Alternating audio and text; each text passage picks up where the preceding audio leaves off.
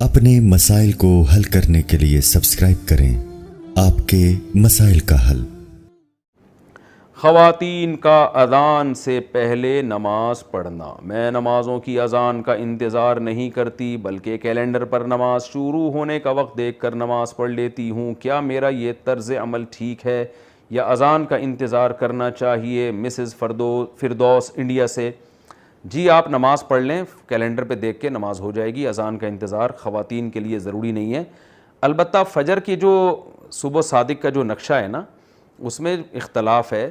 بہت سے علماء تو کہتے ہیں یہی جو فجر جو ہے یہ صبح صادق 18 ڈگری پر ہوتی ہے، اور انڈیا پاکستان میں نقشے اسی حساب سے چھپے ہوئے ہیں۔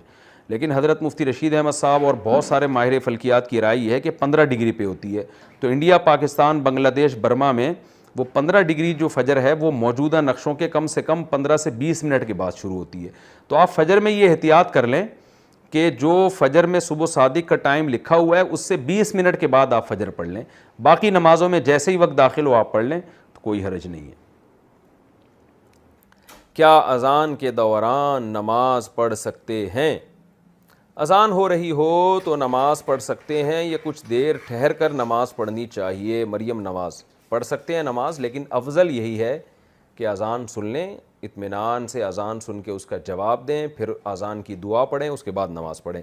رسول اللہ صلی اللہ علیہ وسلم نے فرمایا کہ جب مؤذن اذان کہے تو فقولوا مثل ما قال المؤذن، تو وہی الفاظ دہرایا کرو جو مؤذن کہہ رہا ہے، لیکن حی علی الصلاۃ اور حی علی الفلاح پہ لا حول ولا قوت الا باللہ کہا کرو۔ تو اگر آپ اذان کے دوران نماز پڑھیں گی تو پھر یہ اذان کا جواب کون دے گا؟ تو اس لیے بہتر یہی ہے کہ اذان کے دوران اذان سنی جائے، انہی الفاظ کو دہرایا جائے کہ اللہ ہم بھی اقرار کرتے ہیں کہ تیرے سوا کوئی عبادت کے لائق نہیں، اور پھر آخر میں درود شریف پڑھ کے نبی صلی اللہ علیہ وسلم پہ دعا پڑھی جائے۔ اللہم رب هذه الدعوة التامة والصلاة القائمة آت محمدا الوسیلة والفضیلة وابعثه مقاما محمودا الذی وعدته انک لا تخلف الميعاد۔ آپ نے فرمایا جو اذان کا جواب دے اور یہ دعا پڑھے، حلت لہ شفاعتی، میری شفاعت اس کے لیے لازم ہو جائے گی۔ تو اتنی بڑی فضیلت ہے، یہ اس پر عمل کرنا چاہیے۔ محمد صاحبان سعودی عرب سے پوچھتے ہیں، میں جس علاقے میں رہتا ہوں یہاں مسجد تقریباً 2 کلومیٹر دور ہے اور اذان کی آواز بھی نہیں آتی، چنانچہ ہم موبائل پر ہی اذان سن کر اقامت کہہ کر نماز پڑھ لیتے ہیں۔ کیا اس طرح کرنا صحیح ہے یا ہمیں اذان اور اقامت دونوں کہنی چاہیے؟ نیز جو نمازیں پڑھی گئی ہیں وہ ادا ہو گئیں کہ نہیں؟ بھائی اس طرح کرنا بالکل بھی ٹھیک نہیں ہے۔ نمازیں تو ہو گئیں، اذان کے بغیر بھی نماز ادا ہو جائے گی، مگر یہ خلاف سنت ہے۔ فرض نماز آپ کو اذان کہہ کے پڑھنی ہے۔ ہاں اگر اذان کی آواز آپ کو آتی ہے، دور کوئی مسجد ہے جس کی آواز آپ تک آ رہی ہے، پھر آپ کے لیے اذان کہنا یہ ضروری نہیں ہے۔ عبداللہ ابن مسعود رضی اللہ تعالیٰ عنہ کا مشہور قول ہے، اذان الحی یکفینا، محلے کی اذان ہمارے لیے کافی ہے۔ لیکن اگر اذان کی آواز نہیں آتی تو پھر آپ کو چاہیے کہ آپ پراپر طریقے سے اذان کہیں، اقامت، اور پھر اس کے بعد فرض نماز ادا کریں۔ اذان کے بعد درود و سلام کا حکم۔ ہمارے گاؤں میں اذان سے پہلے اور اذان کے بعد صلاۃ والسلام پڑھا جاتا ہے، کیا یہ صحیح ہے؟ اس بارے میں رہنمائی فرما دیں۔ خواجہ صاحب گجرات پاکستان سے۔ دیکھو بھائی، اللہ کے رسول صلی اللہ علیہ وسلم نے جو ہمیں اذان بتائی ہے وہ اللہ اکبر سے شروع ہوتی ہے اور لا الہ الا اللہ پہ ختم ہوتی ہے۔ اس سے پہلے بلند آواز سے اسپیکر پہ درود پڑھنا یا اس کے بعد بلند آواز سے اسپیکر پہ درود پڑھنا، یا یعنی بلند آواز سے پڑھنا چاہے وہ اسپیکر پہ ہو یا بغیر اسپیکر کے، یہ آپ صلی اللہ علیہ وسلم سے ثابت نہیں ہے۔ صرف اتنا ثابت ہے کہ جب اذان ختم ہو تو نبی صلی اللہ علیہ وسلم کی ترغیب ہے کہ درود شریف پڑھو اور اس کے بعد یہ دعا پڑھو، اللہم رب هذه الدعوة التامة والصلاة القائمة آت محمدا الوسیلة والفضیلة وابعثه مقاما محمودا الذی وعدته انک لا تخلف الميعاد۔ بس اتنا پڑھا جائے گا۔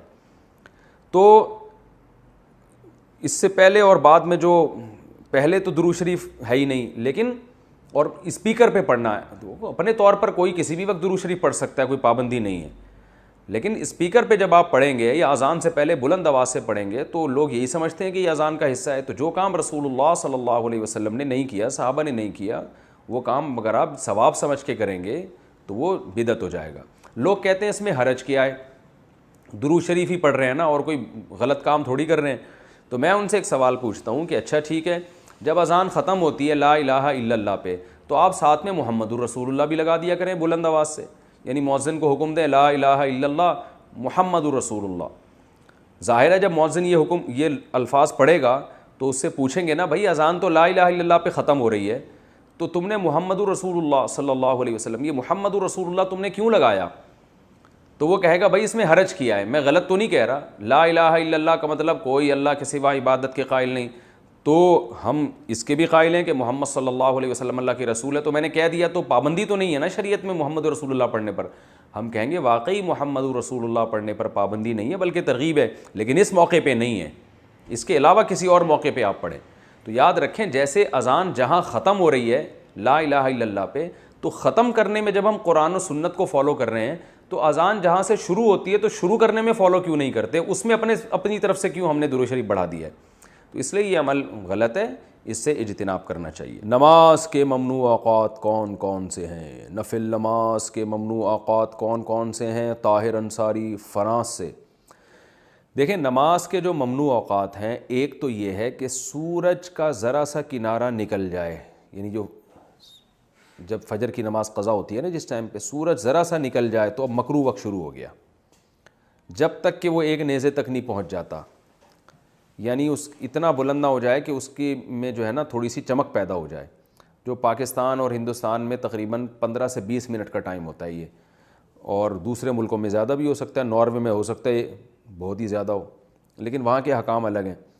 تو یعنی سورج میں تھوڑی سی تیزی پیدا ہو جائے تو اس وقت پھر آپ نماز پڑھ سکتے ہیں۔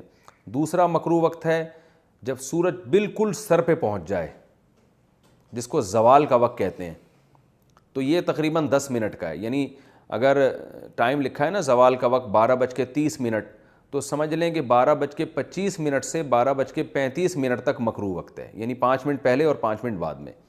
اور جب سورج غروب ہونے لگتا ہے تو جب غروب ہونے کے قریب پہنچ جائے گا، یعنی غروب ہونے سے ہندوستان پاکستان میں تقریباً 15 سے 20 منٹ پہلے، جب اس میں کی تیزی میں کمی پیدا ہو جائے، یعنی سورج کی چمک باقی نہ رہے، تو غروب ہونے سے 15-20 منٹ پہلے تک یہ ایسا ہوتا ہے، تو اس وقت بھی مکروہ وقت شروع ہو جاتا ہے، اس وقت بھی کوئی نماز نہیں پڑھ سکتے جب تک سورج مکمل غروب نہ ہو جائے۔ البتہ اس دن کی عصر اگر نہ پڑی ہو تو پھر پڑھیں گے آپ، کیونکہ عصر کا وقت باقی رہتا ہے، اگرچہ مکروہ ہے عصر کو اتنی دیر تک تاخیر کرنا گناہ ہے، لیکن بہرحال وہ والی عصر آپ کو پڑھنی پڑے گی اس دن کی، اس کے علاوہ کوئی نماز نہیں پڑھ سکتے آپ۔ تو یہ 3 اوقات مکروہ ہیں، اس کے علاوہ کوئی وقت مکروہ نہیں ہے۔